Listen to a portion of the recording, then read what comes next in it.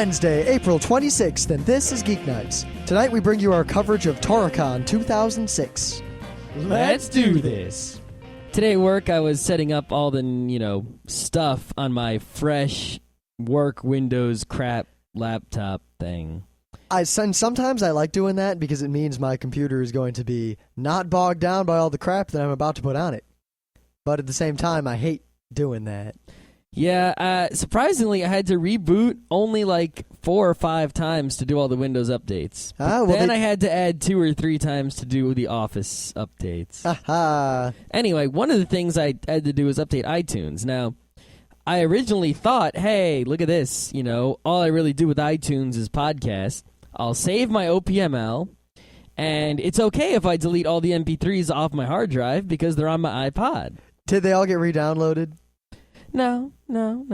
So I'm like, all right, and then when I import my OPML and then get my podcast list back, it'll just get all the MP3s from my iPod and reload the whole thing.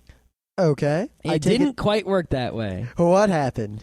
Well, first of all, it didn't let me import the OPML. I went to import, I chose the OPML file, I clicked OK, nothing happened. Did you try getting some other OPML and importing it just to make sure it wasn't yours? This is OPML that I had exported from iTunes. Oh, yeah, but just in case. I would have taken someone else's and just tried it. I didn't even think about that, but no, it wasn't importing OPML. So I manually added all the, that's the other part of the story, but I manually added podcasts to the feed, and then I plugged in the iPod. What did it do? It didn't take the, MP3s off my iPod and match them to the feeds to which I was subscribed. No, it took the feeds to which I was subscribed and overwrote everything on my podcast on my iPod. So I lost a whole bunch of stuff. I could go re-download it, but anyway. Yeah, iTunes isn't so great. No, it's not really straight. Like in its goal to be really simple, it makes it really difficult to do. To get it to do exactly what you want it to do, because it's really only designed to work if you use it in one specific way. So if you try to make it do anything else, it just fucks you. Well, I'm sure I'll be running afoul of all that since now that it really looks like I'm going to pick one of these jobs I've been offered for the past month. And at that point, I'm just going to buy, on a spending spree. I'm going to buy an iPod, going to buy an iTrip, maybe a motorcycle. Yeah. I think we should just have one Apple computer to manage all this shit. That'd be kind of nice, I gotta say. Yeah, we should have one Apple computer, one Windows computer, and all the other computers can be Linux. I'm thinking of turning my current computer, when I get the new one, into our Windows computer. Maybe. Or we could turn your computer, which is significantly faster than mine, into that. We'll see. Anyway, the point is that because I had to manually re-add all these podcasts, I ended up dropping a whole bunch. Because they just weren't worth adding again, or there are a couple of them like. Wow, that's harsh. How bad do you have to be to where you were only listening out of habit, and now that it takes. No. I wasn't even listening. NPR Story of the Day, right? NPR Stories of the Day range from 5 minutes to 20 minutes, right? Yeah. So I just kind of collected them, and I would listen to them if I ran out of everything else that I had. But I ended up not listening to them and just downloading a bajillion episodes. So I just didn't re-add that. It just wasn't worth my time. You'd think you'd get to all that with an hour drive each way home to and from work. Yeah, the other one that's pretty sad is IT Conversations, which has all the recordings of people speaking at different conferences around the world and all that stuff. And, that's a feed where you really don't want to download anything in there automatically. You just want to look through and see what comes and download very specific episodes. And I had about 20 of those things that I hadn't had time to listen to yet that I kind of wanted to. But, again, it just wasn't worth it to re-add that feed and go through it. So I tried to add,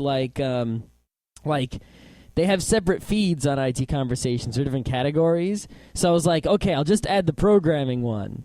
The programming one hasn't had a new item in it in, a year. Great. It was totally not useful at all. I'm really looking forward to dealing with all that. Yeah. But... in addition, I added a whole bunch of new podcasts, and what's kind of scary is I have one anime podcast, which is Anime World Order. I added 3 gaming podcasts to make up for the loss of Gamers with Jobs, and we'll see which of them survive past, one episode. And I have pretty much one podcast for every geekery. I have a board game podcast, a comic book podcast, whatever, right? See, now, wouldn't it be nice to consolidate all those into one, And listen to Geeknights, yeah. Yeah. Yeah. Well, if you're listening to this, you've already done that. But I have Geeknights on there, but what do I need to listen to that for? Surprisingly, we've been doing this so often and so long that it's gotten to the point to where after about a week, I'll remember the topics I talk about, but when I listen to myself, I don't remember saying half the things I say. No, I'm not going to remember saying this, but what scares me a lot is that I have 3 sports podcasts after what I did today. 3. I have every day. I actually discovered 2 of them today. Because if I had television, right, which I don't, the things I would watch would be like F1 races, cartoons. I'd watch The Daily Show, probably. The Daily Show, maybe.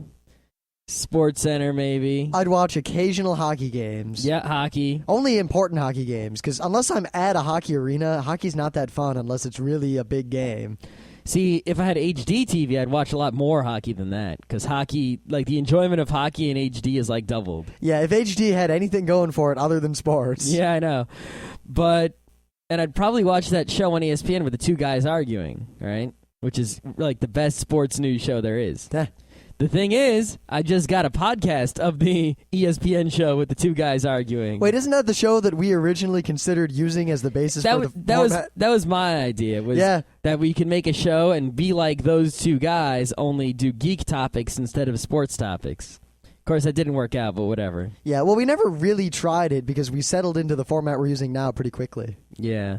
Maybe we could do a Thursday like that once or twice. Maybe. You need a whole bunch of news items. You need to do them really quickly, and we always need to be on opposing viewpoints on all of them. That's not that hard with us. Okay. We'll just go down FARC. And we need to use the sand timers. We got sand timers. I know. Yeah.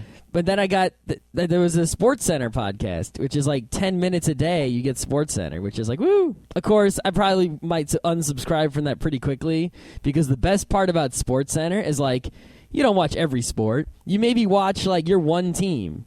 But especially during baseball season, you watch Sports Center and you see the amazing plays from every sport. Yep, because baseball is, to me, a really boring sport to watch. However, occasionally, awesome things happen. It's not just baseball; it's even basketball, which I really don't like. I don't like basketball. But you watch Sports Center for an hour in the morning before you go to school or work or whatever on TV, and that was the best because you would just see amazing plays from every single sport of the previous day in the United States. What works pretty well is just searching on Google Video.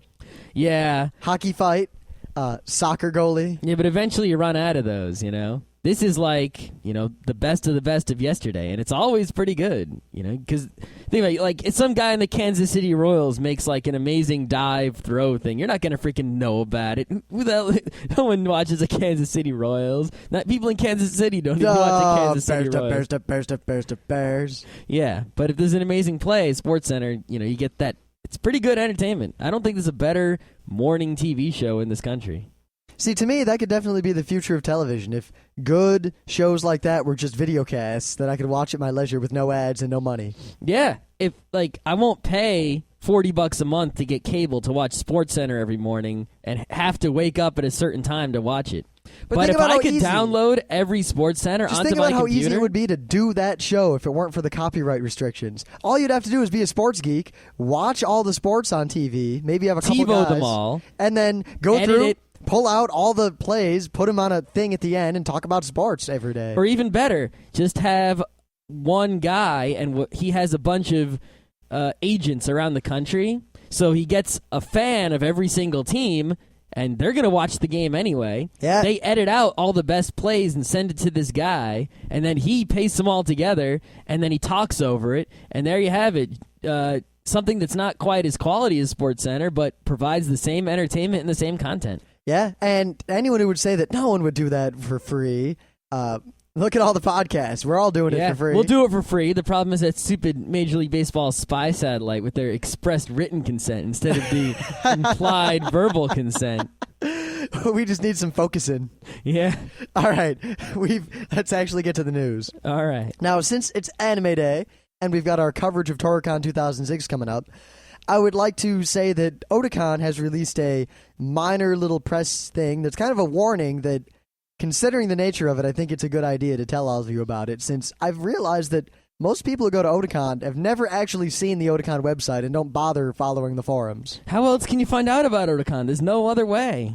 Yeah, but people, word of mouth, people just hear about it and then decide to go with a friend. A lot of people apparently don't go to the Otakon website, or at least don't go regularly. They go like once to see what the dates are. And If you're listening to this and we have somehow convinced you to Otakon, or if you have a plan to go to Otakon, you've never been before, maybe you have been before, it doesn't matter. If you're going to Otakon, you must visit its website. If you don't have a computer, I don't know how the hell you're listening to this, but go to the library. Go to the library and visit the Otakon website. It is mandatory to visit if you go. No, it's not mandatory anymore since they finally implemented the RSS feed. Yeah, but it's still pretty mandatory. Well, at least follow the RSS because there's a announcement on it that apparently some fairly unscrupulous travel agency types have been offering magic Otakon packages that may or may not include privileges at the con, membership badges, preference in lines, and Otakon has come out to say that they haven't sponsored anything, and no one has the right to offer Otakon badges or any Otakon privileges or use the name Otakon in any way. Except Otakon. Yeah. So if anyone offers you like, hey, for $100 we'll get you a badge and a hotel room and blah, they're lying.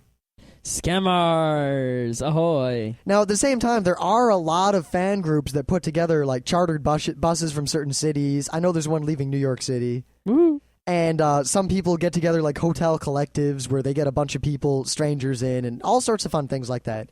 And that's cool, and some travel agencies are offering like Otakon travel packages. But the moment they say that they're doing anything involving Otakon itself, they're lying. Yeah, kind of makes you wonder about some of those package deals for other places. Like I know down at Disney World, there's a bunch of packages you can buy, but some of those are legitimate. At least most of them. Yeah, well, even the ones that are legitimate, they're usually not in any way affiliated with Disney World. Yeah, and that's the same thing. There is no such thing as any affiliated package for Otakon. Mm-hmm. There are packages for Otakon, but Otakon has nothing to do with them. They don't endorse them. They don't promote them. They have nothing to do at all. You know, this really makes me wonder, like, I never really understood the point of the travel agent. I mean, if I want to go somewhere on a trip, right, if it's somewhere in this hemisphere, the only person I need to help me is AAA. And even then, I could probably do without them. In the very least, Orbits plus MapQuest equals gold. I know, right? And maybe, just maybe, I'll have to go get one of those books from the bookstore that tells you about the place and what you should not miss when you go there. Yep, that'd only be for a big trip. Like if we were going out to like the West Coast for a week. Yeah, something like that. But if you're going to like a foreign country, right, I need the book, but I don't need a travel agent. All I really need is maybe like a tour guide or a translator or something like that, you know? Well, it seems that most travel agencies offer deals. Like they'll get a bulk rate for something, and then they try to sell all the spots on the bulk rate. So if you go with one of their spots, you couldn't negotiate that bulk rate on your own, but they could because they have a lot of clients. Yeah, but also, then you're stuck in a bulk rate thing. Yeah, see, that's the thing I'm talking about. Is like, why would you ever want to go on a trip that like someone else set up for you? It's now, at the same time, some good travel agents I've seen, because I was looking around. I mean, we're thinking, you know, both of us of going somewhere weird next summer on like a vacation. Somewhere awesome. Well, there are a lot of travel agents that work locally in an area. Like, say you want to go to France. I'll just use France as an example. You can go through a normal travel agent or just call a hotel and stay at a Marriott and eat dinner at, you know, the Hard Rock Cafe and all the stuff that's easy to find. I'm sure that on our own we could find a better hotel in France. Oh yeah, hotel, but and eat at a better place. You could find a travel agent or at least someone out there who will help you, who could get you in touch with, say, the youth hostel or the chateau that lets like tourists or boarders stay with them for a week, or the cool ways to get and around like that. Sleep in a bale of hay. Charlie Brown? Is that what you were thinking about? The Simpsons. Oh, yeah, season what, 1, 2? 1. Yeah. Episode like 2 or 3. That's way back. I barely remember that. It was real early. I was thinking about the Charlie Brown where he went to France and he was mistreated and left in the barn. Just like The Simpsons, where Bart went to France and he was mistreated and left in a barn. Yeah, and forced to drink antifreeze. Charlie Brown He wasn't didn't forced drink to the antifreeze. Yeah, but they tried to make him drink it. Yeah. Yeah, Charlie Brown didn't have to drink any antifreeze. Yeah, that's what you get for wearing a zigzaggy shirt. That made no sense. All right. What's your news? Oh, so Katsuhiro Otomo, who is perhaps the second or third, possibly. Well, you don't want to get yelled at by Anime World Order, do you? Well, okay. Miyazaki is like the king of anime, especially anime movies. And all right, I'll go with that. Tezuka, the Astro Boy guy, he's the king of manga. Otomo is like next in line after those guys because he's kind of manga and anime, both. Well, I'm really curious what Anime World Order is going to have to say about that. Come on, he made freaking Akira. Oh yeah, I don't disagree at all. Steam Boy and Memories. Come on. Anyway, Cup Noodle. Freedom. Yeah, Cup Noodle and Freedom. This could have been a thing of the day, but I think it's news because it's Anime Day. This is something I really don't get. So Cup Noodle needed a commercial to sell Cup Noodle to Japanese people. They got Otomo, one of the greatest anime makers of all time, to make the commercial for them. And their campaign, their marketing campaign slogan is freedom. What does Cup Noodle have to do with freedom? I don't know. Ask a Ramenite. But what the... Okay, they paid this guy a lot of money, and they got Utada Hikaru to sing a song over the commercial. What the hell? I don't get it. You know what? I don't even like Cup Noodle. I don't like Cup Noodle either. I got to go with the bowl noodle, or at least the Sapporo Ichiban? Yeah. Or I personally like the kitsune with the bean curd. That's my favorite ramen. All right. But still, what's up with a really expensive commercial with freaking noodles that are more American than Japanese cup noodle? No, yeah. Japanese people get better noodles than that in like any street corner. And you make... all right. Yeah, I don't get it. But watch the commercial. It's entertaining because it's made by a master of anime.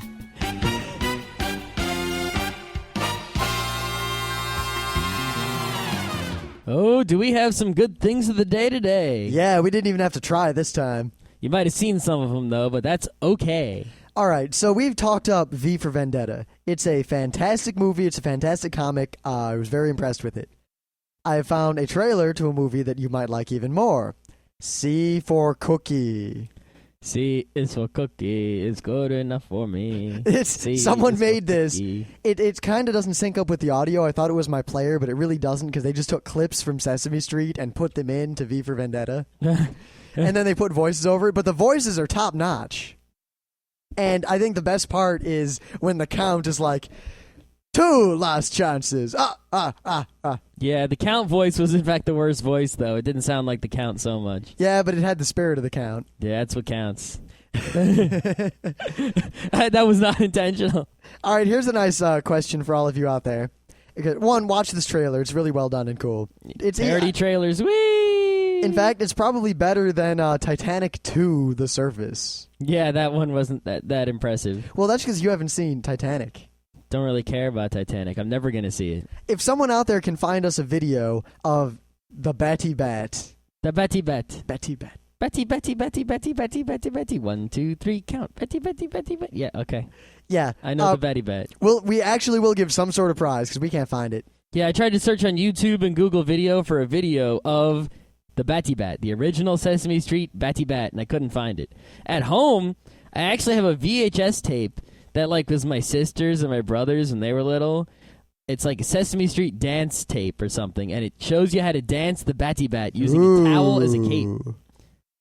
So I could get that and dance the Betty Bat, but I don't think I don't have the original Betty Bat with the bats that are hanging from the ceiling in the Count's little room with his organ, moving the little winglings back and forth and spinning around and, singing. Yeah, I want that video.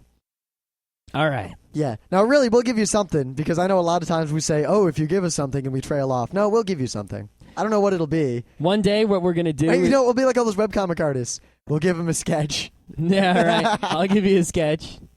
Ready? Here's the Dirty Vika sketch. I like tits. Go! All right. Huge There's your knockers. sketch. No, what we'll probably do is one day when we have a logo and such, we'll buy a lot of merch, and we'll get, like, merch that costs money, like T-shirts, and then we'll get free shit merch, like stickers. And whenever we say we'll give you something, it'll just be a sticker. Yeah. Or something else cheap, like a keychain. And I remember just now that someone did answer one of our previous questions in the forum, and I forget who it was, but the next time I remember it, I'll say something on the air, because... Tomorrow, I'll go through our emails in the forum, finding all the people who are on the list, and I'll make a list. And then what we'll do is when the time comes and we get merch, I'll send an email to everyone on the list, or a forum message to everyone on the list, and then I'll send you a sticker. Or if I see you in person, I'll give you something. Yeah, come to Otakon and you'll see us. Yep. All right, so my thing of the day, you might have seen this already because it was pretty popular. It's a Secret Wars reenactment video. It's basically parodying two things. Well, three things. It's parodying stupid comic fans. Four things. It's Monty Python Day here at Geeknights. It's parodying three things. Nerdy comic fans, Marvel Secret Wars, and those people who reenact the Civil War. Those people are cool, but they're also scary. Like SEA people. Cool, yet scary. I watched a reenactment of a battle from the Civil War once. Mm-hmm. It looked really realistic and well done, and it was kind of cool, but at the same time, they got a little too into it. Yeah, that's what bothers me is, people get into it. Anyway, if you don't know, let me explain Secret Wars really quickly, because I never even read it. I ordered the books, though. It should be here in like 2 months. But Secret Wars is like the second time ever that comic books had like this giant event, right? That had a million characters in it. And what basically happened is like, I think it was the Cosmic Cube, I'm not sure, but there was something in Central Park, and all the Marvel superheroes went into it, and it took them to some other dimension where crazy shit happened. See, this is why I don't like comics. Yeah, and basically Spider-Man with the galactic sewing machine or whatever the fuck it was made the black and white Spider-Man costume that eventually became Venom. See, now that's why I also don't like comics. And the Thing was able to switch between being the big rock guy and a human self, so he stayed there and everyone else went back, and they fought a bunch of villains, and that was it. It was a secret war because no one knew about it because it took place in this other dimension. That's why it's called Secret Wars. So, a sewing machine. It's kind of a sewing machine, kind of not, but it's essentially, they don't use the word sewing machine, but it's essentially a galactic sewing machine. Great. Right. So, what these guys are reenacting is all the battles that went on in Secret Wars. So now, this is obviously not real. This is obviously some kids making a funny thing, like a Fear of Girls. Yes, exactly. That's what it is. But it's also hilarious, especially, there are a few jokes. Like, there are actually some obscure characters in there, like Kang. Kang is like one of the best dudes in Marvel Comics, and no one even knows about Kang. And it's, the one guy's dressed up as Kang, and I think someone says something to him, and he's like, Kang doesn't blah, blah, blah. It's pretty hilarious. And the little kid with the Wolverine is pretty funny, too. Yeah. Oh, and the guy trying to pick up the Frisbee with the thing or Hulk hands. The Hulk hands. Yeah, that was good, too. The Mr. Fantastic guy is kind of weird. And then there's, like, the Spider-Man guy who doesn't know what he's doing. Yeah. Yeah, the Doc Ock trying to wiggle his hips to hit the guy with his Doc Ock things. Yeah, just watch it. It's pretty funny. Yeah, it's definitely not as good as Fear of Girls, but it's up there. Yep. It's just another one of those things like that. And it's appropriate because it's comic day. People should not be afraid of Cookie. Cookie should be afraid of people. Cookie should be afraid of stomach acid.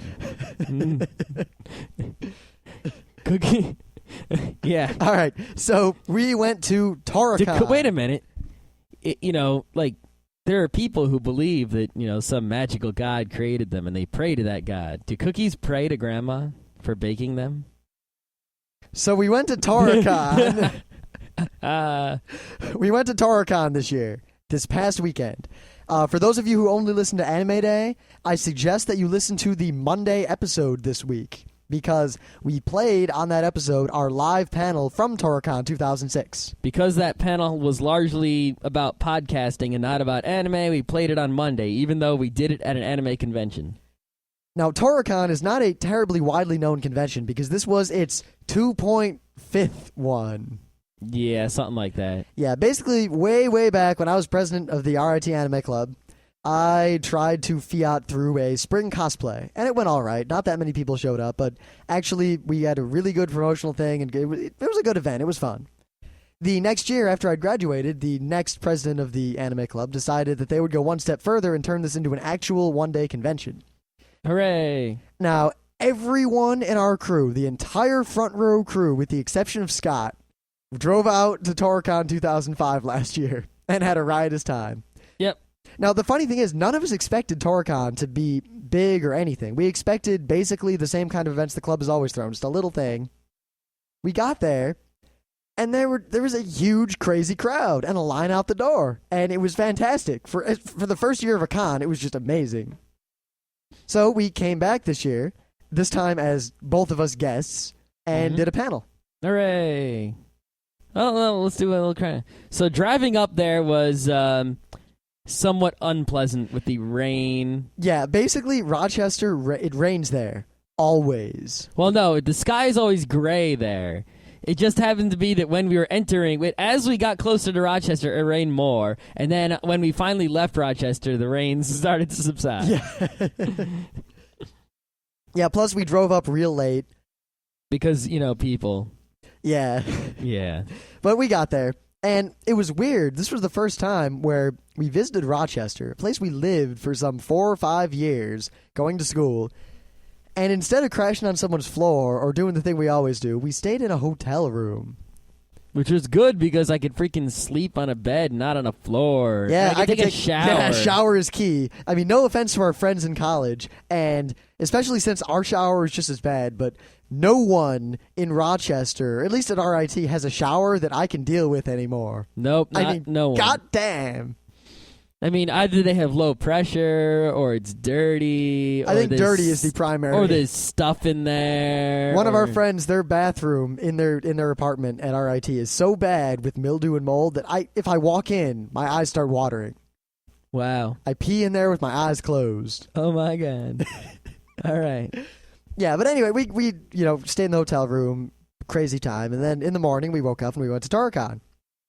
It wasn't much bigger than last year, but that doesn't really mean anything bad because that means it was still really big. Yeah, it didn't seem very crowded, but... Yeah, but that also could be due to the fact that it used more rooms this year. Aha. Now, I will say that the primary thing we did at Tora-con was actually sit in a big circle in various rooms throughout the con playing DS games. Mostly Tetris. Yeah, Tetris is great. Yeah, you could have called this TetrisCon. Instead of Tora-con, it would have been just as accurate. But I gotta say, I've realized that I'm kind of addicted to going to conventions as a guest. Like, it's different from going to a convention normally. I'm not used to going to a con and here's my money, give me a badge. Because for so long it's been, hey, I'm Rim, and oh, it's Rim. All right, here's your special magic badge that says something slightly different that makes you 1% cooler than nobody. All right.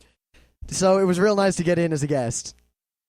It just meant I didn't have to pay, though. It was $12. Yeah, it was a decent bit of money, quite a bit more than last year. Yeah, the $12, I think, while in the grand scheme, $12 is like nothing. Like, if any con charged $12, they'd be like, sure. $12 is less than what we paid each for our dinner at Tora-con. Yeah, but at the same time, considering the Tora-con is so small, and I don't think you really get $12 worth. It depends. You get like $10 worth, maybe $8, so while 12 isn't like exorbitantly overpriced, it's like a tiny bit much, and a lot of poor otaku types felt a little uncomfortable, and I could see why. Yeah, well, part of that was due to confusion at RIT. Oh yeah, some people thought it was 20 because the SG listed it as 20 when it wasn't. Yeah, that was a mess up. Yeah, and that's not cool. 20 would have been outrageous, but 12 was near the limit. Yeah, but I think it was fair considering that they had Pine Am do a concert there. Yeah, but then they charge you $2 extra if you wanted a Pine Am ticket. I heard that was because they got Pine Am at the last minute after they'd already set the prices. Uh-huh. I don't know for sure since I'm not on their board or anything. Doesn't matter. $2 is basically nothing. Yeah. And they didn't charge for anything else besides that. Yeah, well, I think if you did the Metalworks panel, you had to pay a little bit for your stuff. Well, no, I think what happened because the Metalworks panel was right before ours, and I heard them talking. Well, it was listed as $3. Yeah, it was listed as $3, but it seemed like the Metalworks guys are the ones collecting that money because it was only paying for their materials and such. Yeah. And those guys really didn't seem to care if the people didn't pay. They just thought it was nice if you paid. Yeah, they really didn't seem to want to get out of our panel room when it was time for us to record our show. Yeah. And I heard a story later, just a hearsay, that they didn't want to get out of the room later when they had a panel again because they had 2 panels. But whatever. Well, workshops, technically. Yeah. But anyway, I mean, it's not a big con, but it's a one-day thing, and it's very fun. I think it's fairly well run. Mm-hmm. I mean, basically, we got there, and we saw all of our old friends again. It was a huge get-together. We couldn't walk 5 feet without, hey, it's Rim and Scott and the front row crew, woo! Ah! Oh, there's a person I haven't seen. Oh, there's a person I haven't seen. There's a person I haven't seen. Yeah, we saw some people we There's hadn't people seen. I have seen. Yeah. Basically, everyone was there with a few exceptions, but they all had good excuses. Mm-hmm. Except Ian. Yeah, I don't know what his story is. I don't think he listened to this. So you should tell him to listen to this one. I think I did once. I don't know what he's doing. Yeah, but I mean, they had a panel on webcomics, which was funny because, 1, we knew all the webcomic people on the panel, and 2, none of them really, well, with one except, they don't really update their comics so much anymore. Yeah, I'm kind of... Their panel was actually a pretty good panel. And it was mildly entertaining, all things considered. But at the same time, I'm kind of phased. Every con has a freaking webcomics panel. I just don't see the point of it anymore. Yeah, well, it'd be like if we still do a podcasting panel 2 years from now. Yeah, it's like, if you're going to have a panel at a con, sure, you can make pretty much any panel. I could make a panel, you can pick a random topic, and I can make it entertaining. That's not the point. The point is, if you have a panel at a con, there should be a purpose to I feel there should be a purpose to the panel. Well, to me, I see 2 basic kinds of panels.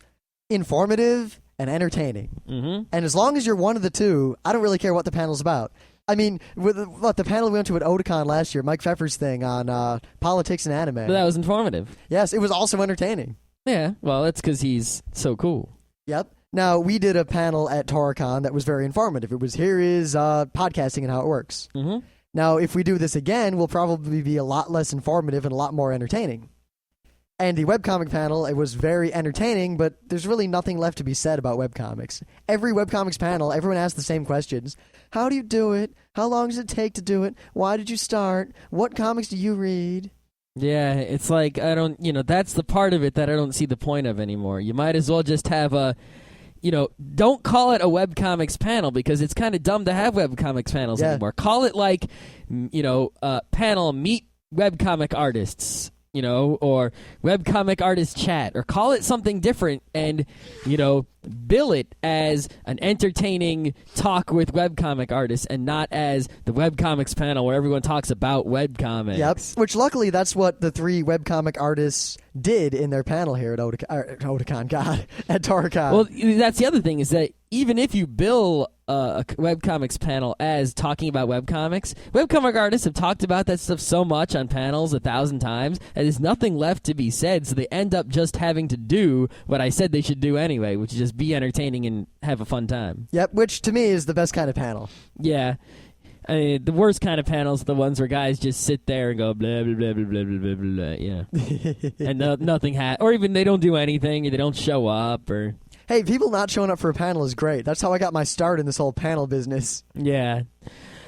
But there's also industry panels, which I don't go to, but they have a purpose, too. Like, those are, quote, real panels. Yeah. Where they have, like, announcements to make, guests to, like, question and announce things, and that sort of shit. That's a real panel. But overall, that panel was really fun. The panel we ran actually was very fun, too. We had a decent crowd, and they seemed to like us. Yeah, you heard that on Monday. Yep, you can hear them cheering in the background. Ooh. The dealing at the con was done mostly in the main lobby, and there really wasn't anything for me to buy at all. I think the best thing I saw was like a bank that was shaped like a question block.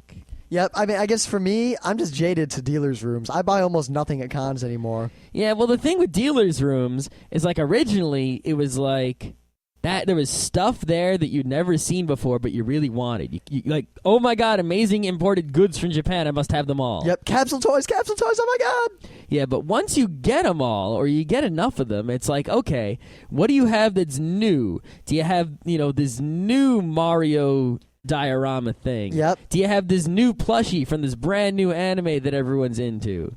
And if you don't have anything new, it's like, I've seen all this stuff before. I already know I don't want it. Yep, I've gotten to the point where I go to a dealer's room and I want like one or two specific things, and I just walk around looking for those things. Yeah, the first two Otakons I went to where the dealer's room is tremendous. You see everything, and you've already your brain has already said, I don't want that, and I do want this. It's like if you go to a video game store, and then you go to the same video game store the next day, you already know the parts of the store that have stuff and what's generally there and that you don't want it. And you go right to the place that has the stuff that you might want, the new releases or whatever. And that's what dealers' rooms turn into, is you gloss over everything you've seen, and you go right for the new stuff, and then you're done. Yeah, or at least the unique stuff that it may not be new, but I didn't realize existed. Yeah, that's another thing, is like, I don't want to spend too much time in the dealer room, because it could be a waste of time. It's a risk. But at the same time, you can tell the interesting dealers when they start to have, like, weird things that don't look conventional. Yep. Like, for example, and then I get down and I start rooting through all of it to find, like the rare hot piece. Like, you see the dealer that has DVDs at basically retail prices. Ignore him. You see the other dealer with the exact same setup. Ignore him. You see the dealer that has all the $40 Japanese CDs and the $100 art books. You ignore him. Mm-hmm. And then you find the one that has, like, the cool, weird bin of crap, or discount manga for $1. Or crazy imported weird thing that you've never seen in the U.S. before. Look at this thing. You can always tell, like, there was that one dealer at Otakon last year where the booth was set up weird with, like, these white racks, and, like, there were things hanging from overhead and everything like that, and it was real crowded to walk around the booth. Wasn't the best booth design in terms of crowd control. Well, it might have been due to the fact that I don't think he expected quite the crowd at his booth. Yeah, but everything in that booth was, like... it was mostly imported mangas and art books and things that you'd never seen before because, the major importers like Kinokuniya don't get that stuff because it's not stuff you get in bulk. And it wasn't stuff that was ever translated here. See, then you start looking around, you find all this weird stuff. It's not really, outlandish, but it's stuff you've never seen before in your life, didn't know it existed. So then you start to look through every single item the guy has and every single weird... he doesn't have things organized so well with everything in the same place. So he'll have, like, a pin, like, hanging up on the side of a little white rack, and you're like, oh, And that's the dealers you spend time in. Yep, that's actually how I got it's one of my favorite little bits. It's a con badge holder. It exists solely to hold convention badges, as far as I can tell. And it's a really cool little piece of, I guess, jewelry. And I just found it by itself hanging from actually the ceiling of one guy's booth at Katsucon last year. It's all about the nooks and crannies, So when you have a little dealer's room like the one at Tora-con, there really aren't so many nooks and crannies, and you see pretty much everything they've got from 10 feet away, and you don't need to, deal a lot. But at the same time, they seem to be doing brisk business. Yeah. I think, a lot of people there probably had never been to a con, or, it was their first Tora-con at least, and... The dealers didn't seem like they were super used to dealing, at many big conventions, so... Oh, what do you expect? Yep. I mean, it is a small convention still, though I do think it's going to grow in time. Mm-hmm. So, let's see. They had a video game room, which I didn't spend more than also 5 minutes in. Yeah, but it was definitely spacious, which is key. Yeah, it was good that it was spacious and give people a lot of room to move around and breathe and all that, spectate. But at the same time, it didn't seem like they had too many games going on, and they were, they had the shitty small TVs with like 4 chairs around them. Because, I used to do all that stuff. The fact that they had so few TVs leads me to believe that the TVs were allocated elsewhere by RIT, and they had fewer TVs than they wanted. I'm pretty sure that's the case, but, Though to me, the only failing of the video game room is that they should have encouraged and set up something to do with the Nintendo DS.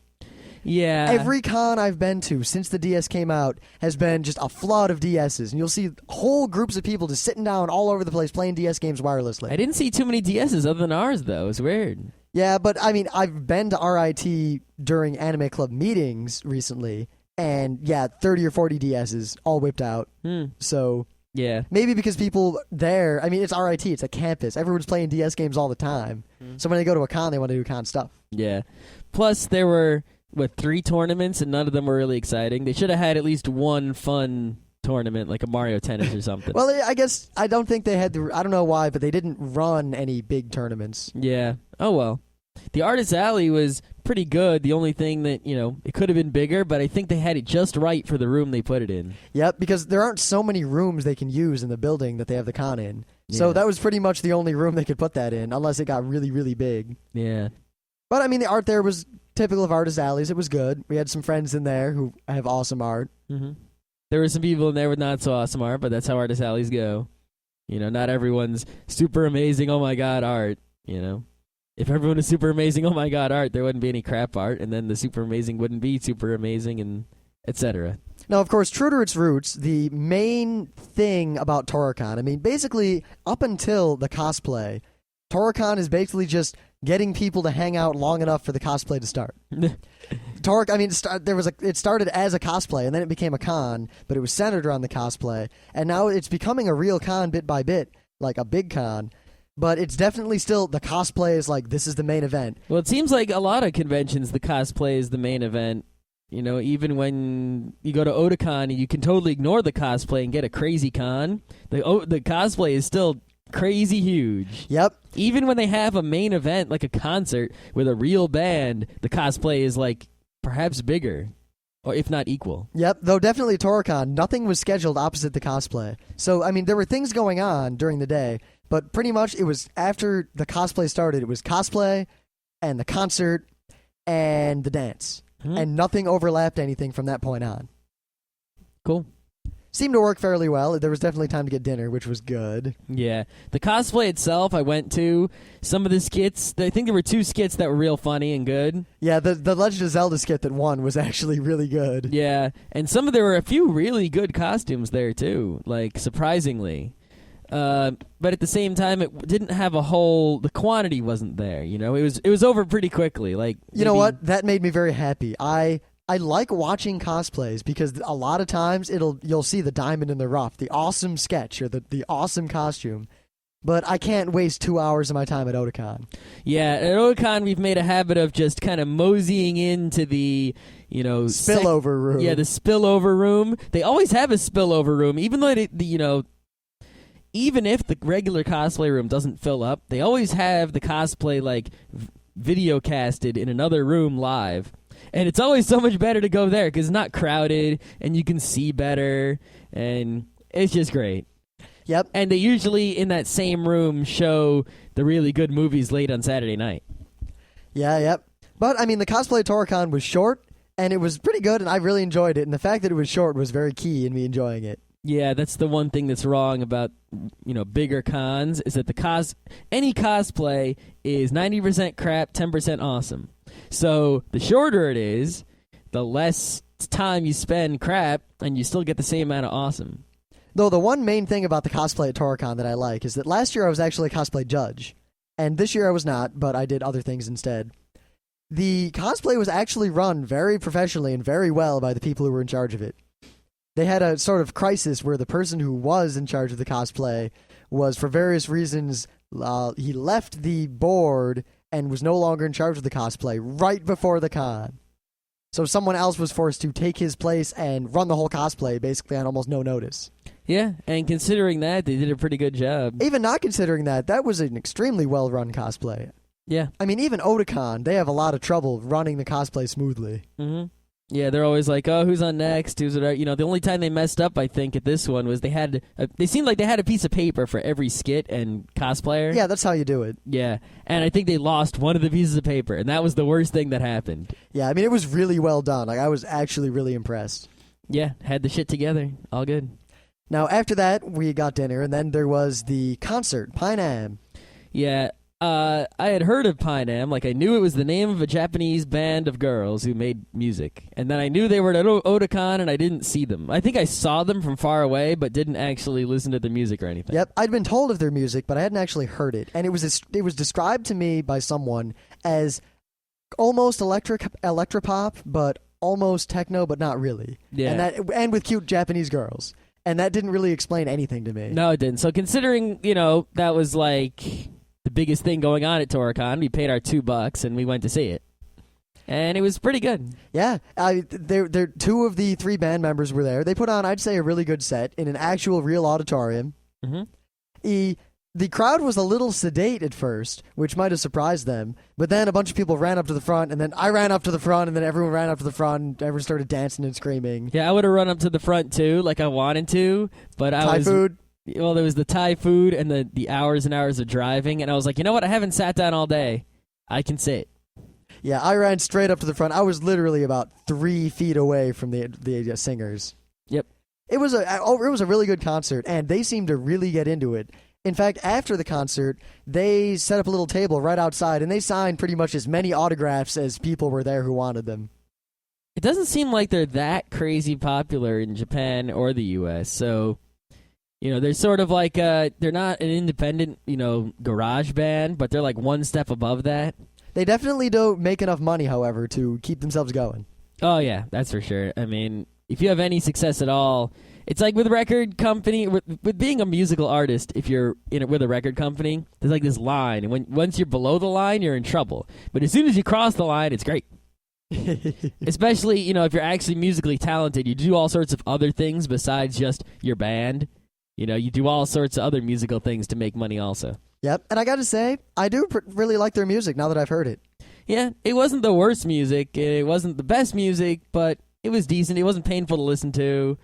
I was pretty much just grooving. I wouldn't download it and listen to it in my car, but I wouldn't mind listening to it if someone else popped it into a CD player or whatever. Yeah, I'll probably acquire an album at some point. Yeah. But the 2 singers were actually really cool. Yeah, it seemed like they were much, like the people themselves were much cooler than, at least my opinion of their music. It's like someone is so cool and then they make decent music. That's not as cool as they are, but okay. Though the crowd seemed to love them, and I don't know, maybe they'll be back next year. I don't know what'll happen in next Tora-con.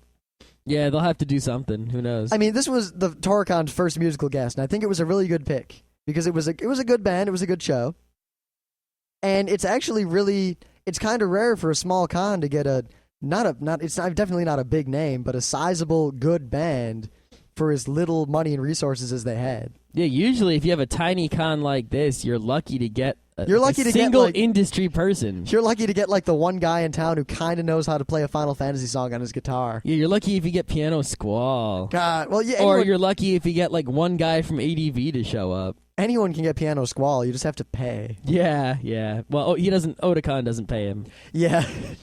Yeah, but he does that one for free. That's his advertising. But the point is, the fact that you get like a real band at a little tiny con, it's just huge. Yeah, like really props to them for doing that.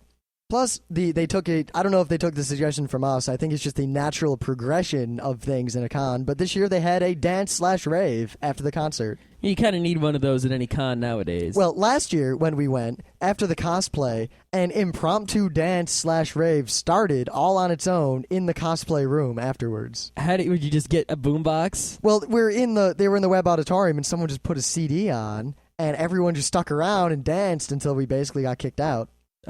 So this year they actually got a real DJ who was mixing vinyl out there.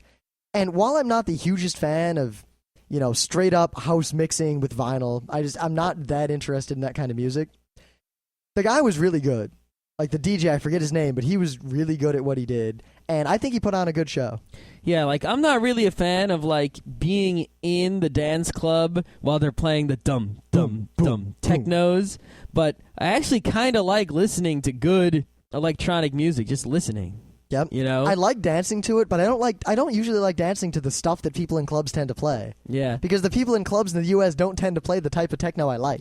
But listening to this guy, through the walls, because you can hear it from anywhere nearby, at least the parts that I was listening to in his music were like, yeah, it's a good techno, all right. Yeah, and people were, for the most part, actually dancing. Yeah. I mean, I was a little disappointed that he didn't play more anime-related stuff, but, I mean, that's me, and that's the kind of dance music I like. But the fact that, despite that, he played music that was good enough for me to go dance to it was good. Yeah, if I would have been in the mood to get up to the front at the Pine Am concert, I probably would have spent some time in the rave instead of just poking my head in and not poking it again. Though while I poked my head in, I'll say that the sound system was good. The music was, like we said, good. There was very little funk, which made me very happy. Yeah, I didn't think there was really funk anywhere in the con so much.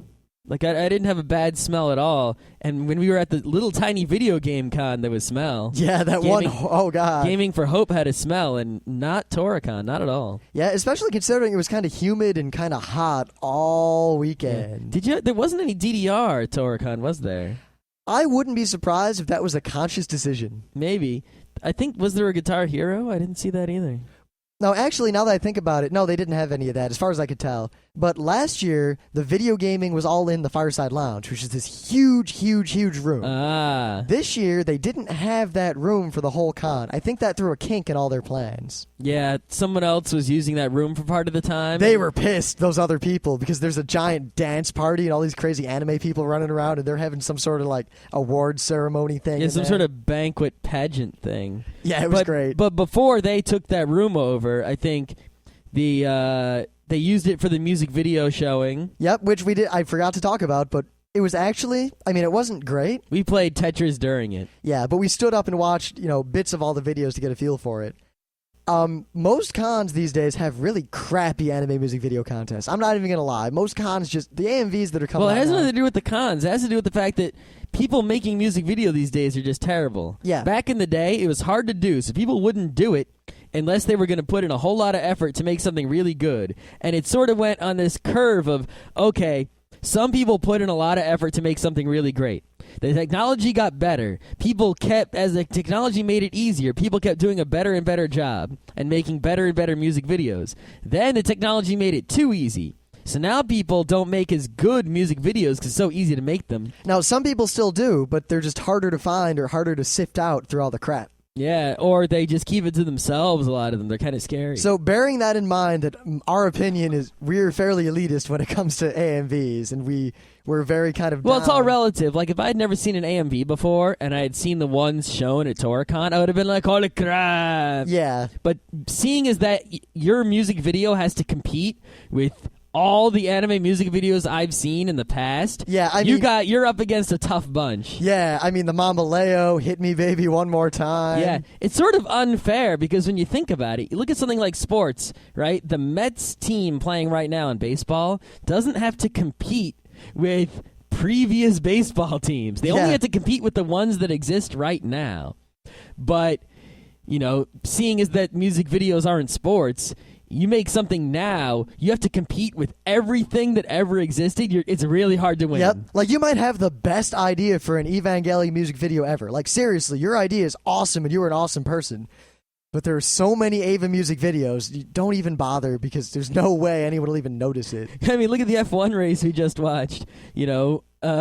Alonso is doing really, really well. He didn't win the most recent race, but if anyone had to compete with, not Michael Schumacher now, but Michael Schumacher of 5 years ago in his better car, you couldn't win.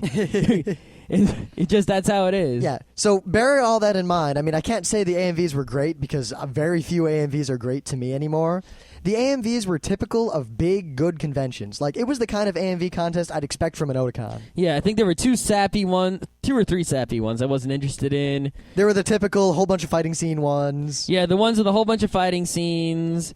There was one that could have been a little better where the action scenes didn't really match the music, because if you're going to do the action music video, what you have to do is you have to match the beats of the music to the action. That's what makes those things cool to watch. Yeah. And if you don't get it right on, it's like, You know what? Let's do a whole show on AMVs. That's a good idea. That's a good idea. Because we could actually go point for point examples of this is why. These are the categories, and this is how to make a good video in those categories. Yeah, I think because we're really kind of connoisseur/snobs when it comes to this sort of thing. Connoisseur/snobs when it comes to a lot of things. Yeah, we are. That's the point of this. Yeah, so while I said the AMVs at Tora-con weren't great, take that with the grain of "We Are Elitist Bastards" salt, because it was a really good AMV contest. Like, I really give him props for pulling that off. There was that one video that was actually like 5 Azumanga Daioh videos attached to each other. That was cheating, in my opinion. I also counted as cheating, but if you separate it into 5 separate videos like it should have been, the first one was really good. Yeah, it was. Yeah, that's about it. Yep. And, I mean, overall, Tora-con was a great time. And anyone who lives anywhere near the Rochester area, I highly recommend you check it out. It's super cheap. It's only one day. If you need a hotel, hotels in Rochester cost nothing. Yeah, it seemed like a lot of the hotels really close were either expensive or full, but we found one a short ways away for nothing. I think the reason most of the hotels I looked at were sold out was due to the fact that I waited until 3 days before we left to get the hotel room. Yeah, with Otakon you have to get a year in advance. With Tora-con, I think a couple months in advance it would be okay, but not 3 days. 3 days isn't okay for anywhere at any time. Yeah. Except for like on the highway where you get off and you stop at any hotel you want. Yeah, but I mean, really, if you live anywhere near Rochester, definitely check out Tora-con. It's really fun, and it's growing. I don't want to commit to anything, but I would wager within 4 or 5 more years, it's going to be one of the, not big, like huge cons, not a mega con like an Otakon, but I think it'll be one of the bigger cons. Maybe. We'll see. Yeah, I could see it even moving into Rochester and out of RIT. Mm-hmm. Well, we'll see. Yep. Now, I guess we'll wrap up this episode with... I didn't do a lot of interviews at the con for various reasons, mostly because I was busy doing other things, and I wasn't too worried about interviewing people since we recorded a whole hour of us doing a panel. And we didn't really have a lot of interesting things to ask people. Yeah, I mean, when we go to Otakon, we're gonna interview people about Otakon, but 2, I'm gonna interview people about anime and have a whole separate set of interviews for like another show sometime. Yeah, we actually, because just going in with a little thing, a recordy bit, doesn't really work. I think we had to take a cue from the Anime World Order guy who actually had a plan for what he was going to ask people in his search for the truth. Yep, well, my plan for Tora-con was very specifically, I just want to get a cross-section of what people at the con thought of the con. Mm-hmm. So I didn't really ask any particularly hard-hitting questions. Yeah, maybe none of that. Why are you dressed up as a blah blah blah? Yeah, maybe at Otakon we should do like a search for the lies. Oh, speaking of Anime World Order, I don't want to forget to say this for yet another week. We did an episode a while ago about Lupin the Third. Oh yeah, I forgot about that. Yeah, we did this show on Lupin the Third mostly because we were tired and it's easy to talk about Lupin because we love it. And they sent us an email that was very informative and awesome. Oh, yeah, so after we did our Lupin the Third episode, the Anime World Order people who know so much more about anime than we do sent us a little email with all the mistakes we made in that episode. Now, I'm not going to read the whole thing because it's not worth my time or yours. But let me just tell you the interesting tidbits of things we messed up about Lupin. Yeah, though at least we were dead on about Zenigata. We were dead on about Zenigata, so forget about him. Apparently, we said something like the first series of Lupin. Like that was all you. You said that. And I said, well, because I did. I watched like the first episode of the original Lupin series, and it was really kind of 70s and corny and kitschy and all that sort of thing. and the second series wasn't just kind of corny and silly? It was silly in the Lupin that I know. That's my Lupin. Yeah. But the first series got canceled after 23 episodes, and of course, actually, I just downloaded all those 23 episodes today. Some of those episodes were by Miyazaki, which is interesting. Yeah, so Scott got pooned. Yeah, so I'm going to have to go watch those, and we'll get back to you on that one. Apparently, Jigen, his name, that's not his real name. He's not actually a Japanese dude. Yeah, I remember hearing that he was like half Japanese or something. No, he's like a Chicago mafia dude who ran away, or something like that. No one actually really knows. Yeah, I mean the Lupin movie, the live action one, supposes or puts forth a history, but I don't know if that movie's actually canon. Mm-hmm. Goemon was actually not in the manga for a long time. Like, he wasn't even in Lupin at all. And he started out in the manga as an assassin that someone hired to kill Lupin. And then he just kind of stuck around. Yeah, I'm very happy about that. Now I know. I was really curious as to why Goemon wanted to kill Lupin early on. So there's more here, but it's not that important. Yeah, we just wanted to throw that out, mostly because really we're not plugging them because they told us to, but if you want to learn about Anime World Order is pretty cool. Yep. They definitely catch us on all of it because we're very fast and loose when it comes to, I don't know, everything. Yeah. Everything. I mean, if you can pick 2 words to describe us, it would be loose fast and fast loose. So anyway, without further ado, here is a collection of the short interviews I conducted at Tora-con 2006. And there's nothing after that. So I'm here outside of the Tora-con cosplay with Nathan King. and he has the most villainous voice I've ever heard in person. Can you give us some sort of evil shout out?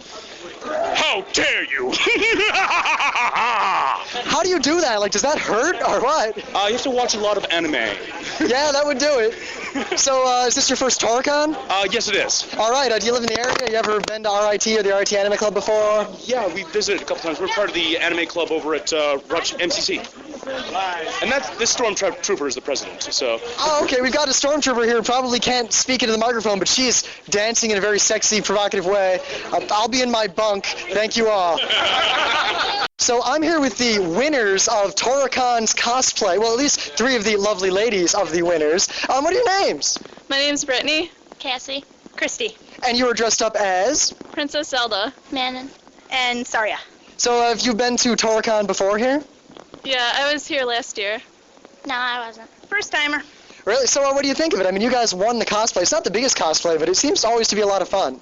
I love it. I have a lot of fun doing it. I like getting the attention, so. I had a lot of fun here. It was definitely a lot more than I expected. All right, great. And I'd just like to say your costumes are awesome. Thank you. I'm here with 2 anime fans outside of the Pine concert at Tora-con 2006. What are your names and what did you think of the concert?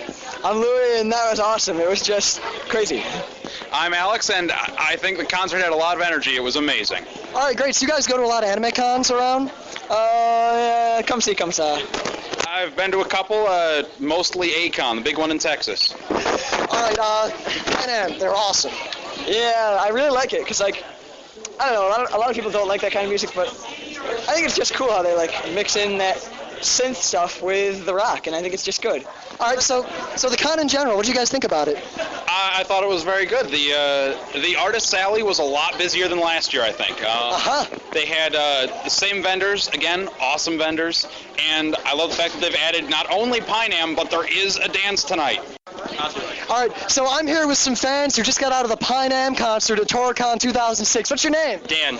So what do you think of Pine-Am? Are they awesome? Yeah, they're awesome. This your first Tora-con? Yep. Would you come back? Yeah, probably. If you had one thing you'd like to say to our listeners out there about Tora-con or Pine-Am, what would it be? I love Pine-Am.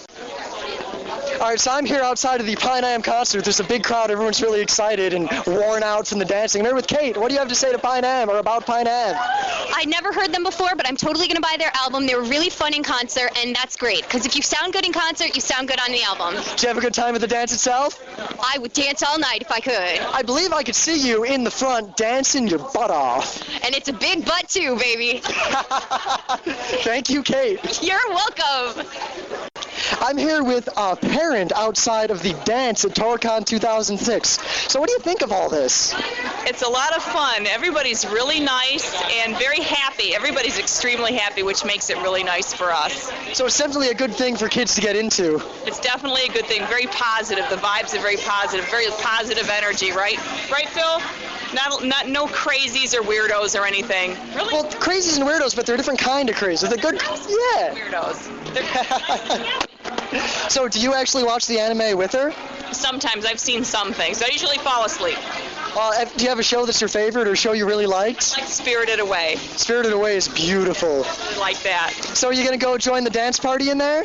No, we're out here. Did you catch the Pine-Am concert? Yeah, we went and watched it. It was very cool. What do you think of Pine-Am? They were cute, very cute. I'm here at Tora-con following around one of the staffers who looks very busy with 2 rolls of duct tape. Conrad, what are you doing? I'm just getting done taping up some windows for the rave. So after taping out the windows, I mean, that's a really big responsibility. Are you up to the task? I'm still wiping the sweat off my brow, man. I worked really hard to tape up those windows, and I want to say how proud I am of myself and how much I got to thank Pete and Jackie here. They made all this possible. Seriously, without their diligent efforts, I never would have got those windows taped. All right, keep up the good work, man. Thank you. You too, man. Fight the good fight.